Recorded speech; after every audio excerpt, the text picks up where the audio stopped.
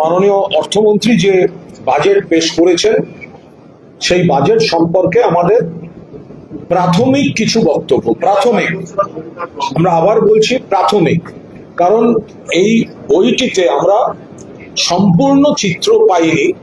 সেই কারণে আনুষঙ্গিক যে নথিপত্র আছে সেগুলি দেখে আমাদের নেতৃত্ব পুরোপুরি এই বাজেট প্রস্তাবকে বিশ্লেষণ করবেন। কিন্তু মোটের ওপর আমরা যেটা বলছি যে একটি নতুন সরকার সবে তারা শপথ নিয়েছেন, বাজেট করছেন। এর আগেই ভোট অন অ্যাকাউন্টের সময় প্রাক্তন বা বিদায়ী সরকার রাজ্যের উন্নয়নে একগুচ্ছ প্রস্তাব তারা রেখেই গেছিলেন। তো এখন নতুন সরকার যে বাজেট প্রস্তাব আজ পেশ করেছেন, আমরা তার উপর প্রাথমিক কিছু প্রতিক্রিয়া জানাচ্ছি। বিস্তারিতটা বাকি নথিপত্র দেখে দলের তরফে আমরা যথাসময় বলব। আমরা প্রথমেই বলি, যেহেতু নতুন সরকার এবং তারা সবেমাত্র এসেছেন, ফলে আমরা এই সরকারকে কিছু সময় দিতে চাই। এই সরকারকে আমরা সময় দিতে চাই, অর্থাৎ এই বাজেট বইতে এমন অনেকগুলি বিষয় আছে যেগুলি সম্পর্কে সর্বভারতীয় তৃণমূল কংগ্রেসের তরফ থেকে আমরা কিছু কথা বলতে পারি, কিন্তু আমরা সবটা বলার পক্ষে নই। কারণ একটি সরকার সবে এসেছেন, তাদের মুখ্যমন্ত্রী, তাদের অর্থমন্ত্রী, তারা কিছু প্রস্তাব পেশ করেছেন। সেই আমরা চাই সরকার সময় নিন এবং এর মধ্যে যেগুলি ইতিবাচক আছে সেই ইতিবাচক বিষয়গুলি তারা রূপায়ণ করুন। এটা তো সময়ের কাছে পরীক্ষা দেয়া। তো সুতরাং তারা যদি ঠিকভাবে রূপায়ণ করতে পারেন, তাহলে আমাদের তরফ থেকে গঠনমূলক সহযোগিতা চলবে, গঠনমূলক বিরোধিতাও চলবে। কিন্তু যদি এটা ইমপ্লিমেন্ট করতে গিয়ে দেখা যায় যে বাজেট পুস্তিকায় যা বলা হয়েছে তার সঙ্গে সঙ্গতিপূর্ণ হচ্ছে না কাজ, সেক্ষেত্রে আমাদের কিছু বক্তব্য থাকবে। আমরা শুধু এই কথাটা বলি যে বাজেট পুস্তিকাটি আজ যেটুকু বাজেট পাঠ করেছেন তাতে অনেক ধরনের খরচের কথা বলা হয়েছে এবং যেখানে কিছু মানুষের আয় বৃদ্ধির বিষয় রয়েছে, আমরা নৈতিকভাবে সেই আয় বৃদ্ধির অংশ আমরা সমর্থন করছি। কিন্তু তার সঙ্গে আমরা বলছি যে এর মধ্যে অধিকাংশ পদ বা অধিকাংশ যাদের কর্মসংস্থানের ব্যবস্থা করে দেওয়া, সিভিক, পুলিশ ইত্যাদি, এর শুরুগুলো কিন্তু মাননীয়া মমতা বন্দ্যোপাধ্যায় করে গিয়েছিল। এবার ধরুন একটা জিনিস শুরু হলো, এবার সময়ের সঙ্গে বাড়তে পারে। ফলে এখানে যেগুলি বৃদ্ধি হয়েছে সেই বৃদ্ধিতে আমরা সমর্থন করছি, কিন্তু বৃদ্ধির ভিত্তিপ্রস্তরটা মমতা বন্দ্যোপাধ্যায় বহু পরিবারের বহু কর্মসংস্থানের মধ্যে দিয়ে তিনি স্থাপন করে গিয়েছিলেন, সেটা কিন্তু ভুলে গেলে চলবে না। দুই, যদিও মাননীয় অর্থমন্ত্রী বলেছেন ডবল ইঞ্জিন সরকার, তার সুবিধাটা তারা নিতে চান, কিন্তু এই যে বইটি, এই বইটির মধ্যে এতবার কেন্দ্রীয় সরকারের উল্লেখ আছে, তাতে মাঝে মাঝে বিভ্রান্তি হচ্ছিল যে আমরা রাজ্য বাজেট শুনছি না কেন্দ্রীয় বাজেটের রাজ্য সংস্করণ শুনছি। অর্থাৎ কেন্দ্রীয় বাজেটে যে কথাগুলি বলা হয়েছে, যে বারবার কেন্দ্রীয় বাজেট নির্ভর এই রাজ্য বাজেট হয়েছে, মমতা বন্দ্যোপাধ্যায়ের ক্ষেত্রে ছিল আত্মনির্ভর বাংলার বাজেট। কারণ মনে রাখতে হবে, মমতা বন্দ্যোপাধ্যায় সরকারকে প্রাপ্য যে টাকাটা সেটা কেন্দ্রীয় সরকার দেয়নি। আবাসের টাকা দেয়নি, 100 দিনের টাকা দেয়নি, 2 লক্ষ কোটি টাকার বেশি রাজ্যের প্রাপ্য দেয়নি।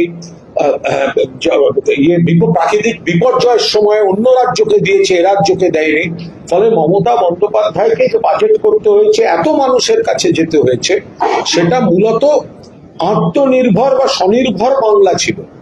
কিন্তু এই আজকের বাজেট যে পুস্তিকা, তাতে এখনো পর্যন্ত আমরা বাকি নথিগুলি নিশ্চয়ই দেখব, এখানে খরচের কথা বলা আছে, কিন্তু টাকাগুলি কোথা থেকে আসবে, অর্থাৎ সরকারের আয় কি, সেটা কিন্তু এই বাজেট পুস্তিকায় একেবারেই স্পষ্ট নয়। অর্থাৎ সরকার এই যে ব্যয়টা করছেন, এই ব্যয়টা যে করছেন তার আয়টা কোথা থেকে আসছে, সেই ক্ষেত্রে দেখা যাচ্ছে পুরোদস্তুর কেন্দ্রীয় সরকার নির্ভর বাজেট হচ্ছে। আমি এর ভালো মন্দ কোনোটাই আমরা বলছি না, তার একটা ব্যাখ্যা উনিও দিয়েছেন, যে মাননীয় অর্থমন্ত্রীও দিয়েছেন, যে আমরা ডবল ইঞ্জিন সরকারের সুবিধাটা নেওয়ার চেষ্টা করছি। এটা ওনাদের ন্যারেটিভ হতেই পারে, কিন্তু আমরা বলছি তফাৎটা কি, যে আগের সরকারকে নিজেরা আয় করে তার উপর দাঁড়িয়ে বাংলার মানুষের কাজ করতে হয়েছে, আর এখানে নিজেদের আয়টা কোথা থেকে আসছে বাজেট পুস্তিকায় তার কোনো স্পষ্ট দিক নির্দেশ নেই। ফলে পুরোটাই বারবার বিভিন্ন কর্মসূচি ঘোষণার সময় কোনো না কোনো কেন্দ্রীয় প্রকল্পকে রেফার করতে হচ্ছে। ফলে খানিকটা কেন্দ্রীয় সরকারের উপর নির্ভরশীল কর্মসূচি।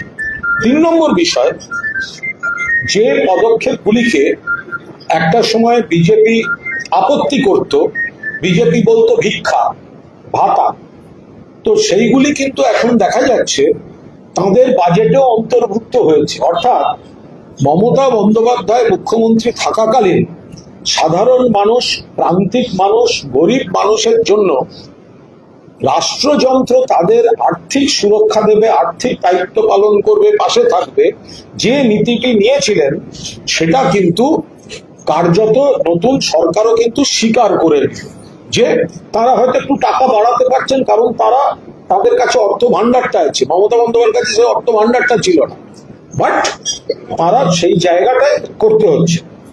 ধরুন এখানে একটা দুটো জায়গায় খুব গুরুত্বপূর্ণ জিনিস আছে। একটি হচ্ছে যেখানে অন্নপূর্ণা যোজনার কথা বলা হয়েছে, অর্থাৎ বাংলা ভাষণের 8 নম্বর পাতায়, সেখানে বলা রয়েছে 25 থেকে 60 বছর বয়সী যোগ্য মহিলাদের মাসে 3000 টাকা করে দেওয়া হবে। এই যোগ্য শব্দটার ক্লারিফিকেশন কি? অর্থাৎ এই যোগ্য অন্নপূর্ণা যোজনা যারা পাবেন, এখানে লেখা রয়েছে যোগ্য মহিলা, আর আগের সরকার বলেছিলেন লক্ষ্মীর ভান্ডার সবাই পাবেন। তাহলে এই যে যোগ্য মহিলাদের শব্দটা হয়েছে, যোগ্য মহিলার কি ক্রাইটেরিয়া তার কোনো ক্লারিফিকেশন এখানে কিন্তু দেওয়া হয়নি। বিস্তারিত আমরা পরে জানাবো। আরেকটি গুরুত্বপূর্ণ বিষয় স্বাস্থ্য ক্ষেত্রে রয়েছে, যেটা সাধারণ মানুষের জন্য বিশেষভাবে গুরুত্বপূর্ণ। স্বাস্থ্য ক্ষেত্রে যেটা আমরা লক্ষ্য করেছি, যে আমরা যেটা দেখেছি, আমরা বলেছিলাম মাননীয় মুখ্যমন্ত্রী করেছিলেন স্বাস্থ্য সাথী, মূলত পরিবারের মহিলাকে কেন্দ্র করে স্বাস্থ্য সাথী। ওনারা বলছেন আয়ুষ্মান ভারত, বাজেটে স্বাস্থ্য সাথীর কথা নেই, তো বলেছেন আয়ুষ্মান ভারত। এখানে অর্থমন্ত্রী বলছেন যে এখানে যে সমস্ত গরিব মানুষ এই স্কিমের আওতায় আসবেন না, তাদের সিএম রিলিফ ফান্ড থেকে অর্থ সাহায্য করাবে। মানে কেন গরিব মানুষ আসবে না? যে সমস্ত গরিব মানুষ আয়ুষ্মান ভারত, ওখানে ওনারা বলছেন এত টাকা প্রস্তাব করেছেন আয়ুষ্মান ভারতে, এবার তারা বলছেন এই স্কিমে আসা আইসিডিএস কর্মী এবং 70 বছরের বেশি বয়সের সকল নাগরিক আনুমানিক 7 কোটি মানুষের আওতায় আসবেন। হলো, তার পরের লাইন, যে সমস্ত গরিব মানুষ এই স্কিমের আওতায় আসবেন না তাদের সিএম রিলিফ ফান্ড থেকে অর্থ সাহায্য করা হবে। এই কথাটা আসছে থেকে যারা পাবেন না, গরিব মানুষ যাতে সবাই পান, সেই জন্যই তো স্বাস্থ্যসাথী ছিল। তাহলে আয়ুষ্মান ভারত তার মানে সব গরিব মানুষ পাবেন না, এটা বাজেট বক্তৃতায় স্বীকার করে নেওয়া হচ্ছে। এবার বলা হচ্ছে সিএম রিলিফ ফান্ড থেকে অর্থ সাহায্য করবেন। মাননীয় মুখ্যমন্ত্রী সাহায্য করতেই পারেন, কিন্তু এই 5 লক্ষ টাকা পর্যন্ত সাহায্য হবে তো? তাহলে যে কোনো গরিব মানুষ যিনি এই ধরনের স্কিমের আওতায় পড়ছেন না, তারা এই টাকাটা মুখ্যমন্ত্রী রিলিফ ফান্ড থেকে পাবেন তো?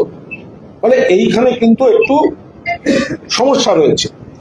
3 নম্বর বিষয় রয়েছে, এমন কিছু বিষয় রয়েছে যেগুলি নিশ্চয়ই মাননীয় অর্থমন্ত্রী বলেছেন এবং পরিকাঠামো বা পরিষেবার প্রশ্নে এগুলো শুনতে নিশ্চয়ই ভালো লেগেছে এবং আমরা চাই এগুলো ইমপ্লিমেন্টেড হোক। কিন্তু ধরুন 18 নম্বর পাতায় যেটি রয়েছে, সাগরদ্বীপে যাওয়ার রাস্তা উন্নত করতে বুড়িগঙ্গা সেতুর উপর আমাদের সরকারের বিবেচনাধীন আছে। বিবেচনাধীন কি? আগের সরকারের মুখ্যমন্ত্রী মমতা বন্দ্যোপাধ্যায় তো ঘোষণা করে দিয়ে গিয়েছে মুড়িগঙ্গা যেতে ব্রিজ সেতু যেটা সাগরদ্বীপ যাওয়া, এই সরকার বলছেন তাদের বিবেচনাধীন আছে। কিন্তু ওটা যে রাজ্য সরকার করবে সেটা তো আমাদের আগের সরকার মমতা বন্দ্যোপাধ্যায়ের সরকার তো সেটা ঘোষণা করে দিয়ে গিয়েছে। ফলে এখানে এমন অনেকগুলি প্রজেক্ট রয়েছে, মানে এই যুব সাথী যেটা শেষে ঘোষণা হয়েছিল এখানে সেটা একটু অন্যভাবে আছে। ফলে একটা বিষয় হচ্ছে আমরা সরকারকে সময় দেব, আমরা বিরোধিতার জন্য বিরোধিতা করব না, আমরা গঠনমূলক বিরোধিতা করব। মাননীয় মুখ্যমন্ত্রী শুভেন্দু অধিকারী এবং তার অর্থমন্ত্রী মাননীয় স্বপন দাশগুপ্ত, তারা এই বাজেট ইমপ্লিমেন্ট করার জন্য তারা সময় নিন। আমরা জনগণ দ্বারা নির্বাচিত, আমরা আমাদের মতো করে নজর রাখবো, সরকারকে আমাদের যা আপত্তি হবে, আমাদের দলের যা সিদ্ধান্ত হবে আমরা জানাবো। 2, এই বাজেট পুস্তিকায় যেটা কিভাবে সরকারের আয় হচ্ছে তার স্পষ্ট রূপরেখা নেই, আমরা বিস্তারিত নথি দেখব, কিন্তু এখানে ব্যয়ের কথা বলা আছে। এই ব্যয়ের মধ্যে যেহেতু কেন্দ্রীয় সরকারের উপর নির্ভরতা খুব স্পষ্ট, ফলে নিজস্ব আয় কিভাবে আসছে যেটা মমতা বন্দ্যোপাধ্যায়কে বছরের পর বছর করতে হয়েছে, এখানে মূলত কেন্দ্রীয় সরকার নির্ভর বাজেট। 3, যেটা আমাদের আরেকটু বলার সেটা হচ্ছে মমতা বন্দ্যোপাধ্যায় যে স্কিমগুলো করে গেছিলেন সেটা পরিকাঠামোর হতে পারে, শিল্পের হতে পারে, জেলার শিল্প তালুকগুলি হতে পারে, বড় শিল্প হতে পারে, এমএসএমই হতে পারে। আপনাদের মনে রাখতে হবে বেশ কিছু ক্ষেত্রে পশ্চিমবঙ্গ সরকারের কাজকে কেন্দ্রীয় সরকার কাউকে কোনো বিভাগকে ফার্স্ট প্রাইজ, কোনো বিভাগকে সেকেন্ড প্রাইজ এই কেন্দ্রীয় সরকারই দিয়েছে।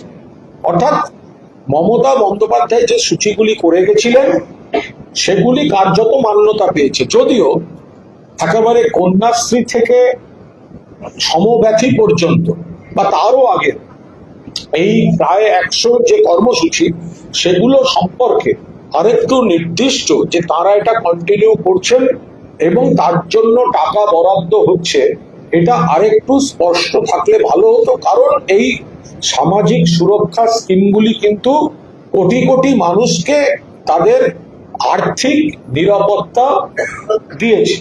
ফলে আমরা নিশ্চয়ই ভবিষ্যতে বাকি যে নথিগুলি আছে তার মধ্যে বিস্তারিত আছে কিনা আমরা নিশ্চয়ই দেখব। আমরা বিরোধিতার জন্য বিরোধিতা করছি না, আমরা গঠনমূলক বিরোধী দলের দায়িত্ব পালন করব। এবং অর্থমন্ত্রী তার যদি তিনি যদি কেন্দ্রীয় সরকার আগে যেটা প্রতিবন্ধকতা তৈরি করেছিল, মমতা বন্দ্যোপাধ্যায় সরকারকে টাকা দেয়নি, প্রতিহিংসার রাজনীতি করেছে, এখন যদি রাজ্যের অর্থমন্ত্রীর ভান্ডারে কেন্দ্রীয় সরকার টাকা দেন এবং তিনি যদি কাজ করতে পারেন, সেটা সময়ের সঙ্গে তিনি অগ্নি পরীক্ষা দেবেন যে এখানে যা বলা আছে সেগুলি কাজে রূপায়িত হচ্ছে কি হচ্ছে না। ফলে আমাদের আজ এইটুকুই বলা, এর বাইরে আমাদের দল শীর্ষ নেতৃত্ব পূর্ণাঙ্গ নথি সহ পুরোদস্তুর বিশ্লেষণ হবে, সেখানে আমরা পরবর্তীকালে আমরা পুরোদস্তুর আমাদের বক্তব্য জানাবো।